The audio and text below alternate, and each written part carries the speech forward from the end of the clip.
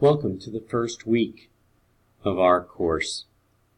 I hope that you enjoy the book School as much as I did. It's edited by Sarah Mondale. Actually, the book is a script that was taken from a PBS special called School, Public Education. As I looked at the first reading assignment, I imagined the great founders of the public school system. Looking around at the number of public schools throughout the country, I'm amazed at the contributions that they have made over the years and the way that they have affected so many Americans. Every day, American superstars tell the story about how public education has made a difference in their life and the teachers who were served as role models for them. And yet we should also admit, too, that public schools are facing an uncertain future. The urban public schools are increasingly an unjust playing field when we put them in comparison to our suburban public high schools and grammar schools, elementary schools. Personally, my parents didn't take advantage of public education for me or my siblings. We went to Catholic schools, and my parents made that decision because of their strong faith commitment, and they wanted us to grow up in their faith. But it wasn't before they enrolled us in public kindergarten.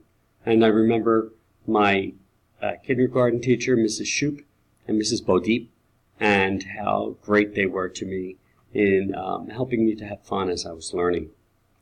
Your first week is going to be reading the first 9 pages that are written by Sarah Mondale, and then the article by Carl Kestel. In these pages you should take notes, and you will encounter some complex terms like charity schools, small town schools, and common schools. You'll learn about the values of the Whig Party and the values of the Democratic Party in the 1840s. And you should become familiar with names like Thomas Jefferson, Benjamin Rush, and Horace Mann, understanding what their contributions were to American public education. Ultimately, I'm asking you to culminate this first week with a video of 2 schools that you attended, and to create a video researching their roots, who founded them, what premise and what reasons they were founded for, and their makeup and what their physical plant looks like.